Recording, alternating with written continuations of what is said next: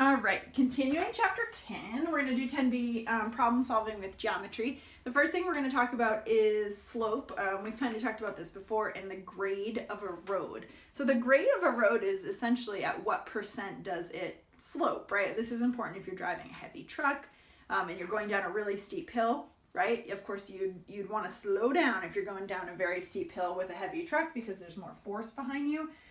So a road they're asking in number 1 about a road with 4% grade versus the road with a slope of 1/20. Slope and grade mean the exact same thing. So how can we find the grade of a slope that's 1/20? Well, 120, I think we can just divide it, right? This problem is the same exact thing as saying, okay, well, what's 1 divided by 20? And that should give us 0.05, which, as you know, is 5%. So the higher the grade, so 5% is higher than 4%, the steeper the road. You want a low grade if you're driving a heavy truck. All right, what about number 2? A mountain's elevation is 1,400 feet. It's 1,400 feet tall. There's the mountain. That's the mountaintop. And it rises to, oh goodness gracious, and it rises to that over 7,000 feet. Okay, so this right here is 1,400 feet, and this is 7,000 feet. What's its grade? How can we find the grade or the slope of that mountain? Remember, there's a couple ways to do this one actually, but before we said the slope was equal to rise over run. That's probably the easiest way to do this one. Well, we know the rise is 1,400, and we know the run is 7,000. So what's the slope? It's 1/5 if we reduce those. Or its grade as a percent would be 20%. Good. I would go with that one first. I'm going to show you another way to do this one though using the Pythagorean theorem. So you could do this one. You could call this side A, this side B, and this side would be your C. And I'll show you that in a minute. We'll get to that in the next question. All right, let's do number 3. All right, we'll start here. This question says, if Devin has to walk 12 blocks west, this is 12 blocks, then he has to walk 16 blocks south,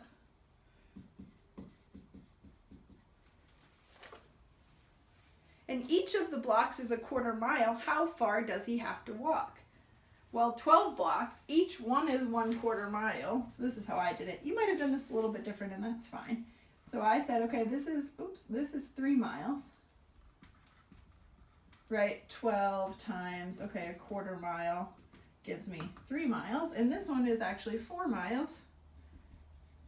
Okay, so he has to walk 3 plus 4, so 7.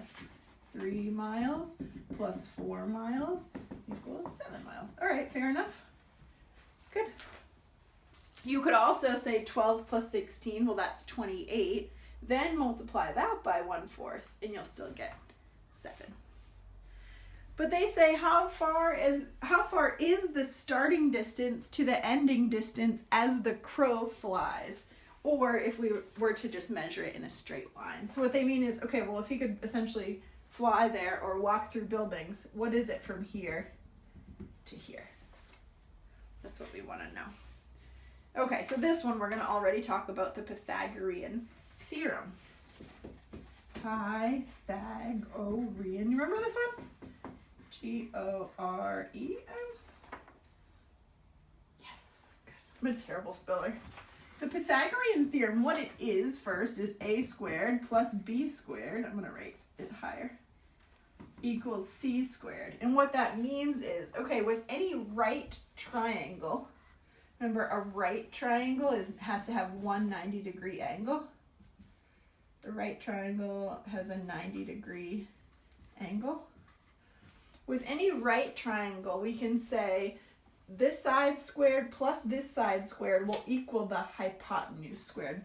It doesn't matter if we call this A or this A or this B or this B, as long as we call one of them B. Just for the sake of the problem, since we started with 12, I'll just call this A. It doesn't matter though.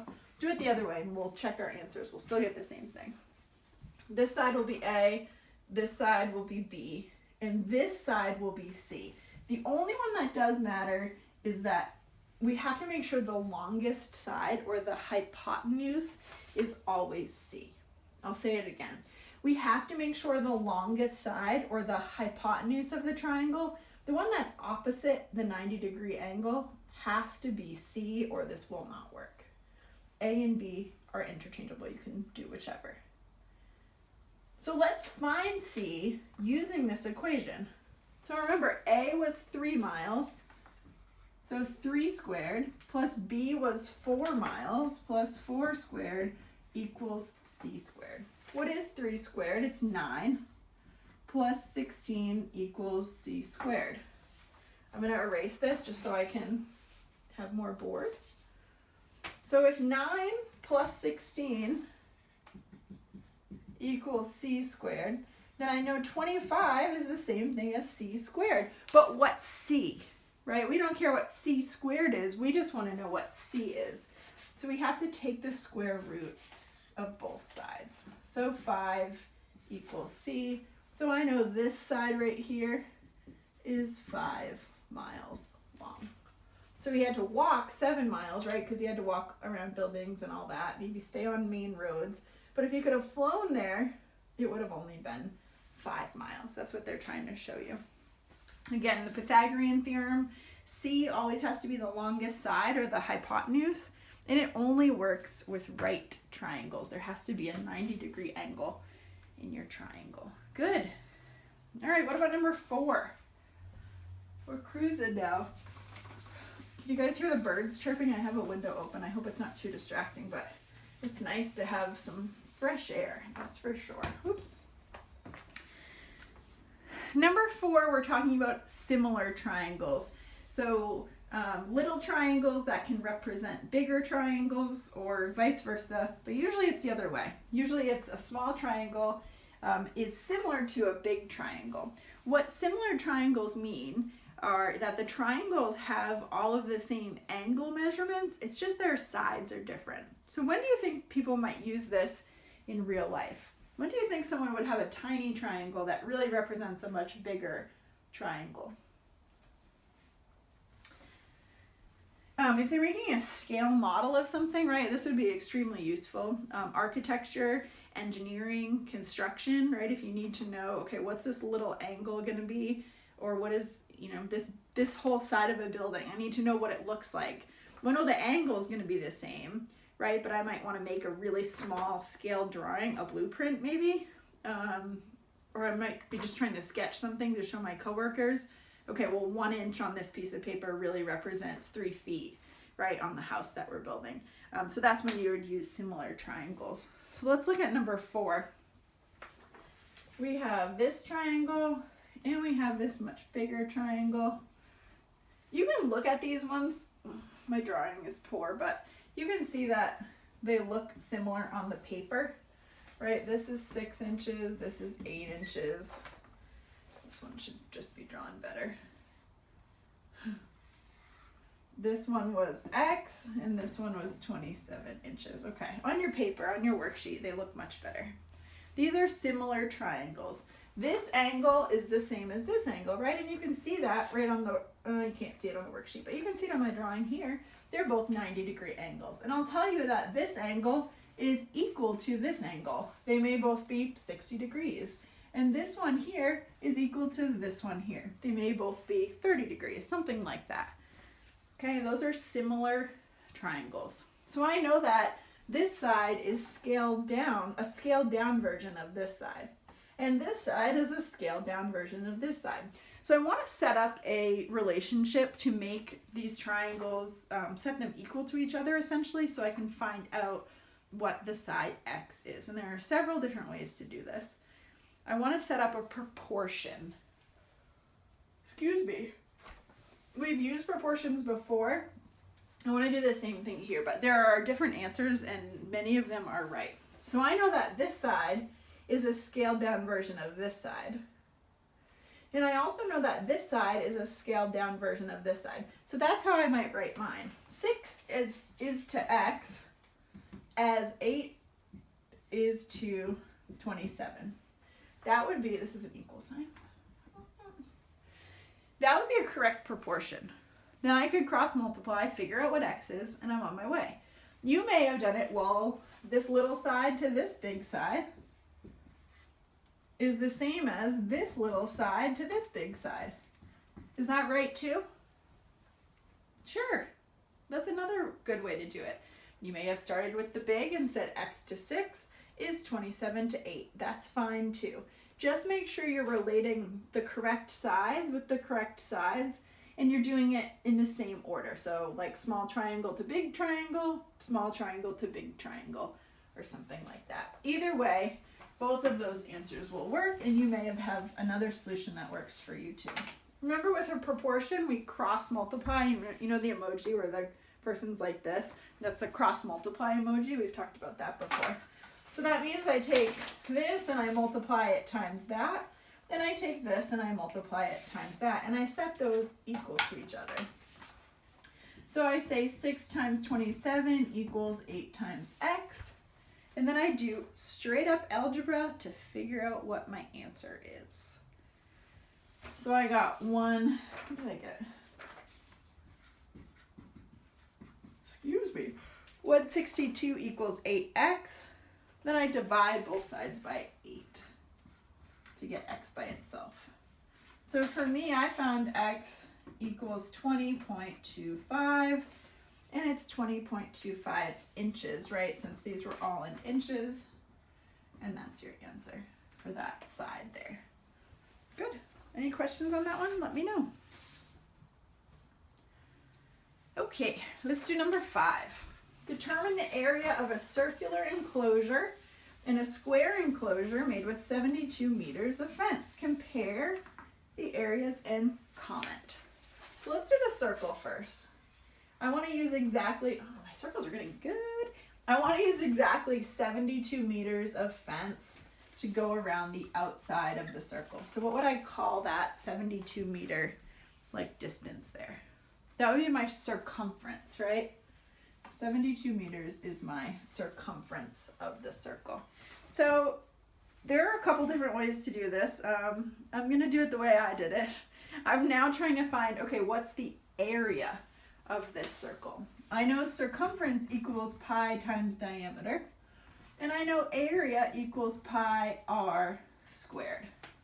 So I'm going to kind of like work backwards first to find my area. I'm going to use this, work backwards to find my diameter, cut that in half, use it as my radius, and then find my area. So I know there's circumference. If I divide both sides by pi, I can find my diameter. So 72 divided by 3.14, which is pi, will give me my diameter. And that equals, what'd you get? I got about 22.93 as my diameter. But I want to know my radius so I can plug it into this equation. So I'm going to say, okay, diameter divided by 2 will give me my radius. So for my radius, I got 11.46 equals my radius. Okay, now I can take that and I can plug it back into my area equation. So 3.14 times 11.46 squared will give me my area of that circle. And when I did it, I got about 412.4 square meters. 412.4 square meters for that circle. I'm going to write it inside the circle so I can erase and do some math for the square. Feel free to pause it. Remember, just pause it. All right, what about this square? If it's 72 meters here all the way around and it's a square, we know there are 4 equal sides, right? So I can take this and divide it by 4. And I know each side has to be, I can't do this math in my head. Each side has to be 18 meters. So what's the area of a square? It's still length times width. It's the same thing as the area of a rectangle. It's just a square. It's like a different rectangle. All right, so it's 18 times 18, which is how many? 324. 324 meters squared. I'll write it up here. 324 meters squared. So which one gives you more room if you're trying to fence in an enclosure for your chickens? A circle, right? With the exact same amount of fencing, a circle will give you significantly more room inside for the chickens to walk around. Interesting. Compare the areas and comment. I think that's what they mean by comment. I don't know. I think it's interesting that this is so much more room than this, but it does work that way. All right, it's just more efficient, essentially. All right, let's do number 6. Suppose you work for a company that manufactures cylindrical cans. Which will cost more to make? A can with a radius of 4 inches and a height of 6 inches? Or the opposite situation, a radius of 6 inches and a height of 4 inches. Which one costs more to make? Assume the cost of the material for the tops and bottoms is $1.10 per square inch, and the cost of the material for the curved surfaces, like around the outside of the can, I should make this better. Assume that is less expensive, 60 cents. Those are terrible drawings. You guys know what I'm trying to do though. So I would just set up 2 different situations and calculate each one. Okay, let's do this one first. So let's find the area of the top and the bottom. So let's do the top part first. What's the area of the top of the can? Well, we know the area is pi r squared, right? So it's 3.14 times 4 squared. They gave us the radius. So 3.14 times 16, which gives you what? I got 50.24. And that's just the top. So let's multiply it times 2 to give us the bottom too, right? You need the top of the can with that thicker metal and then the bottom of the can. So this will give us 100.48 square inches. I forgot to multiply it by 2 in my notes. Then we have to take that and find out the cost, right? So if we have 100.48 square inches, we're going to multiply that by $1.10 per square inch. And that'll give us $110 and about 53 cents. I got 0.528, but close enough. We're talking about money, so we'll keep it as that. Okay, that's just for the top and the bottom. This is just for the top and the bottom. I'm gonna need more room, so I'm gonna erase this line and probably have to start over. Let's just kind of like leave that up there for now. Let's do the sides now of this can. So how do we figure out what the, how much area there is for the side? Well, remember the area of the side we know is essentially length times width. We know what the height is or what the length is, that's 6. So how wide is this can? We need to know what the circumference is, right? Because when we take that label, we already know this, that's the 6. When we take that label, we need to know this. And remember, it's a label that's going around a can. Whoa, I almost just fell. So we need to know the circumference of that top circle, and that will tell us essentially our width of the label. So the circumference up here, remember the width is the circumference of the circle. So the circumference is equal to pi times diameter, or pi times 8. The radius is 4, so the diameter is 8 times pi. So the area is 48 times pi, or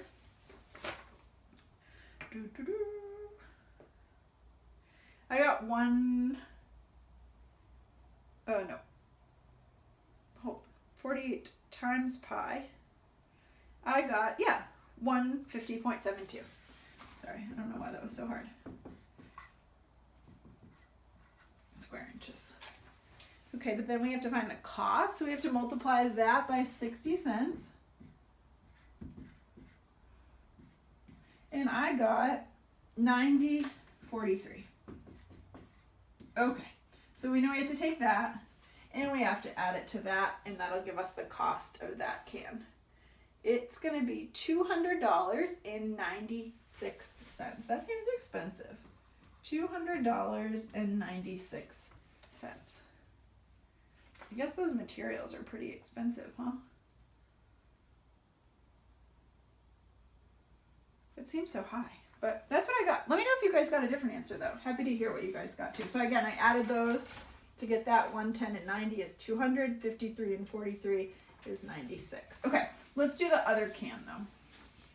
I think we'll be able to figure out the difference pretty easily, but let's see. So $200.96 for that one. Okay, now that's in the thought bubble. Let's do this can. So let's do the area of the top of that can. Remember, we said the area of the top is pi r squared. Pi r squared. Okay, it's a circle, right? If you look at a soup can and you look straight at it, it's a circle. So that's why we're using this formula. Pi is 3.14, radius is 6, and then it's squared.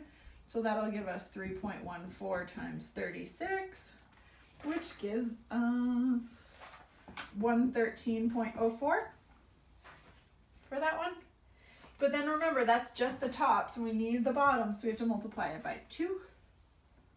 And that gives us 226.08. Okay, fair enough. Email me if you have questions. But then we have to take that and multiply that times $1.10. What do you get when you multiply that times 110? Do you get 148.68? Sorry, 248.68? Remember, that's just for the top and the bottom. So what do we know already without even doing any more math? That this second one will cost a lot more to manufacture. We haven't even done the sides yet, right? We didn't even talk about the material that goes around the side, and we're already $48 more. So we know then, sorry, I'm making a note for myself for next time. We know then that this can is less expensive and much more efficient. And this can is more expensive. And that's all the question asked. So you don't have to go on, but you can. If you want to know what the price difference is or something like that, you could use the circumference and the height of the second can to find the area of the label and just add those prices together like we did last time. All right, this is the last problem, and then I've imparted all my quantitative reasoning knowledge on you. Let's do number 7. A slow pitch softball diamond is a square that's 62 feet on a side. Oh, I also messed this up in my notes. Whoops. How far is it from home to second base if you are measuring in a straight line? Okay, that's fine.